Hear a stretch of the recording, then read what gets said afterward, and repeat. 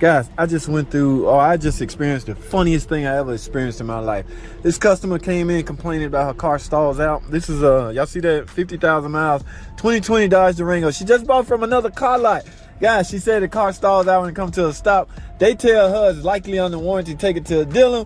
We get to the dealer, they assign it to me.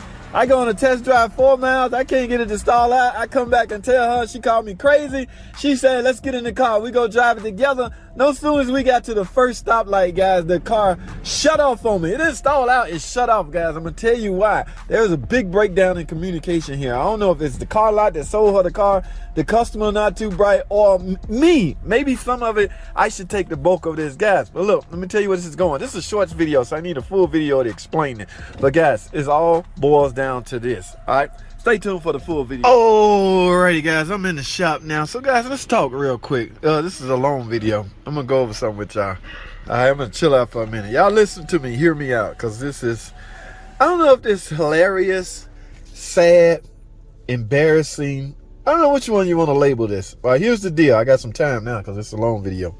All right, y'all heard me in the shorts video.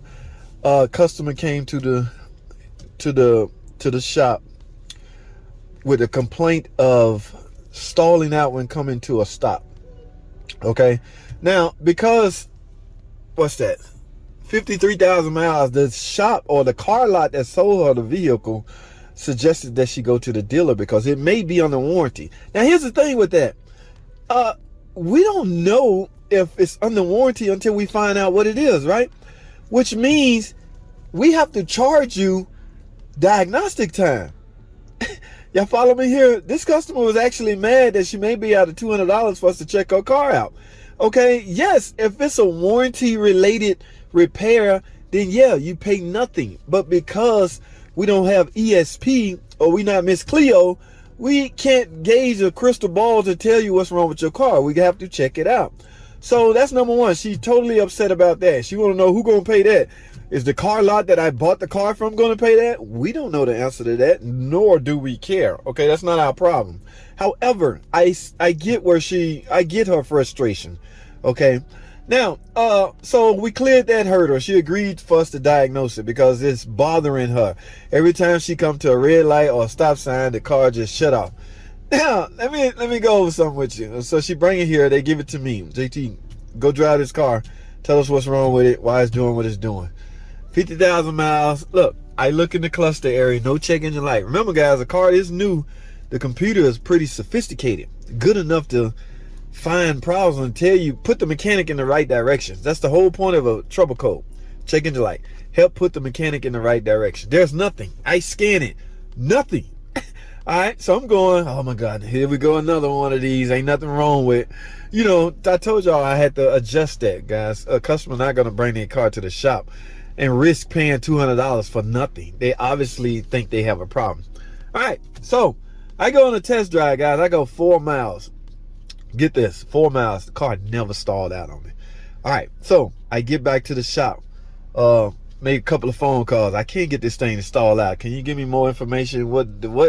And I look at the gas end, because a lot of times if the gas end or the fuel gauge is on full, that means they just put some fuel in it, and that could be a problem with your car. But that's not the case here. So, and I get on my phone call, I was told that, yeah, the customer's still here in the waiting room. Come up here. So I drove the car around there.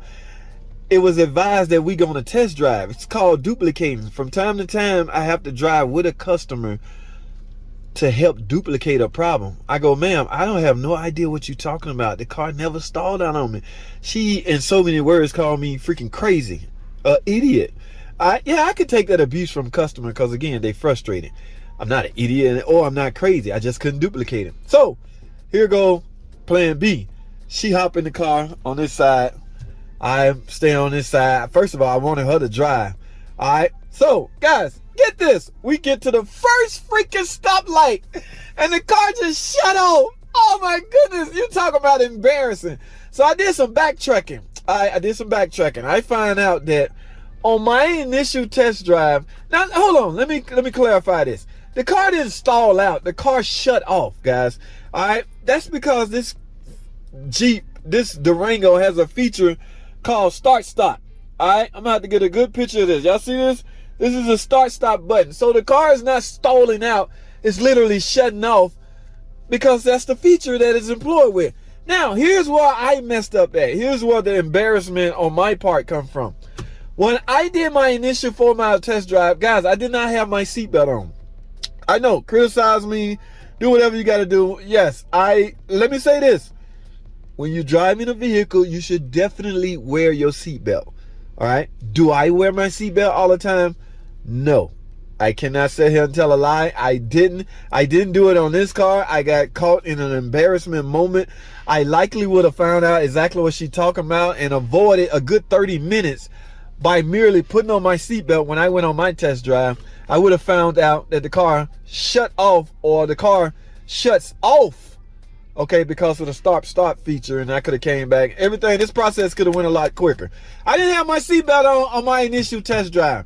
All right, so when I come back to pick the customer up, first thing she do when she get in the car on the passenger side, guess what? She put her seatbelt on. I'm going, okay, she's one of those, all right? So I do mine. I don't want the customer to know I'm riding around without a seatbelt on. Yeah, that's embarrassing. That's reckless, guys. That's tacky. Put your damn seatbelt on when you're driving a car. I don't give a damn if you're going 1 mile down the street. I went 4 miles without a seatbelt. Shame on freaking me. I'll take that hit. Okay. I got my seatbelt on. She got her seatbelt on. I said, okay, ma'am, let's go for a ride. Okay, because this is nonsense. I know this car cut out for me 4 times on the way here. Guys, we get to the first stoplight. Like, what the hell? See, there go the customer. See what I'm talking about? See what I'm talking about? And you said it. Ma'am, hold on. So, guys, I'm at a red light. I put the car in park and barely took my foot off the gas and it started back up. I was like, oh my freaking goodness. You gotta be kidding me. Guys, let me take a break right quick. Oh my goodness. Hold tight. Don't go anywhere. Yeah, so the whole time, guys, we was riding in auto start mode. All right. And guys, like I say, the seatbelt is an input to that feature. If your seatbelt on the driver's side is not showing to be attached, auto stop feature is disabled. Okay. She alerted me that she hate that feature. Get rid of it. Turn it off. Let me show y'all something, guys. Let me do something right quick, because this is a no-no. I'm totally against this. All right. A lot of guys do this. A lot of mechanics recommend this. You will not hear this uttered come out of JT mouth. All right. So this car obviously equipped with start. A lot of guys are fixing the hood switch to show that the hood is open. Remember the start feature is looking for a couple of input. One of them is that the hood is closed, your seatbelt on, and you're not in no turning. There's more. I'm just naming off a few. So a lot of mechanics will just simply unplug this, and it will show or tell the computer that this hood is open. That way you can avoid start. All right. That is the most tackiest way I've ever. Guys, this input going to more than just one module. This input is needed for several modules. Don't do that. Don't advise customers to do that. Let me show you a way to turn off start. It's real simple. And I don't know why people done got so lazy that they can't take their freaking index finger. You see this? This is my freaking index finger, right? That's all you got to do. Push the button. See that? Start is disabled. Why is it so complicated? Or why is guys trying to figure out a way to override the system? You can't. It's in the programming of the computers. Stop trying to override it. Just instruct your customers to simply do that. All right. Now it's activated. If you don't like that feature, ma'am, it was put in place for predominantly emissions. All right. There's more reasons. I can't get into it on this video, but it was put in place for a reason. But if you don't like it or don't want it on, push the goddamn button. Sorry, I had to bleep that out. Remember Rush Hour, guys, the little girl, Suya. Yeah, push your button. Push the goddamn button. And Chris Tucker. Okay, enough of that. But yes, that's all you gotta freaking do, man. And I explained to her when I got back, ma'am, all you gotta do is push the button if you don't want that activated. Your car will not shut off when you come to a stop. Okay. Now, it's kind of hot. And when the car shut off, the AC shut off. So that drives her cuckoo. I don't know why I don't know. There's no way the compressor can keep running if your car is off. Yeah, I don't know. That's not that feature is just put in place. So I explained to her what happened. Now, here comes the real tricky part.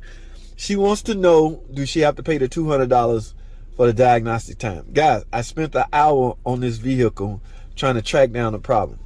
30 minutes of it is my fault. Again, I've already explained to you what I did wrong by not, in other words, the process could have been sped up had I simply put my damn seatbelt on. All right, I'm taking that hit. I'm cool. All right, it's cool. But she want to know, that's not my call, guys. Let me put it out there like that. All right, that's management call. I do not dictate what the shop charge customers. Okay, now if they make her honor her signature of the $200 checkout charge, I will get paid my hourly rate out of that hourly charge. So in essence, if she don't pay, I don't get paid for my time. So where do you draw the line? I still want to get paid for my time. However, this circumstance is kind of unpractical. Okay, this is one of those things that just don't happen all the time. So there's not a feature put in place for when it happened. So again, yes, I want to get paid. Should I get paid? That's debatable. I don't know how management going to handle that. Okay, it's not my call at the end of the day. All right, I may get a phone call in the next 5 minutes. Yeah, man, we're not going to charge her. Don't worry about it. I have to take care of you on another ticket. From time to time, advisors would do that. We'll all take a loss and he'll try to make it up for me on the next one. Should this lady pay? Again, I don't know. It's not my call. All right, she's a nice lady that was frustrated because of a feature on her car. Now, let me talk about the feature and why is the customer not aware that this feature even exists? The freaking salesman that sold her this car dropped the freaking ball. All right? Yes, salesmen are supposed to know everything about a car when they're selling it. All right? The features are everything. Why didn't he go over this with her when they was purchasing the car? Did he not have his seatbelt on when they was test driving and the feature didn't activate? Because she went on a drive. She said she test drove it. Everything was fine. She bought it. And then it just started stalling out. The salesman that sold her this car, this is a beautiful Dodge Durango. I want to say 2020 model, 50,000 miles. No, what we just did is not warranty. The repairs was not warranty. So somebody got to find $200. I don't know how the management going to deal with this. This video is too long, so I'm going to end it right here. But I don't mind you know, hey man, this is I guess unique in a sense. Okay, I for once from now on every test drive, you know what I'm saying, y'all know where I'm going with this. I goofed up, but as far as the other part, should she pay or is she gonna pay? I don't know. I'll find out and I'll let y'all know on a shorts video how management decided to handle this. I'm gonna tell the manager, me and the manager cool. Okay, yeah, it does no good to be dishonest with your manager, because at the end of the day, you may need his help. You need each other, guys. You and your service manager or your manager or the guy over you have to be on the same page, whether it's right or wrong. Okay, I'm serious, man. Try not to have. There's time I went to my boss. Look, man, I fucked up. I messed up. I just need this part. It costs $100. It's not cool to charge the customer that $100, but you might have to eat this one, boss. He's like, JT, be more careful, all right? Yeah, so you got to be cool with your boss. Guys, this video is too long. That's all I have, man. Thanks for watching, man. However you feel about me, that's cool. Yes, it happens from time to time. No one's perfect. Let me put that out there. Nobody's freaking perfect. Even me, JT, the freaking car guy. All right? I'm not freaking perfect. Do y'all hear me? Do y'all understand the words that are coming out of my mouth? I'm tripping, guys. That's all I have. Thanks for watching.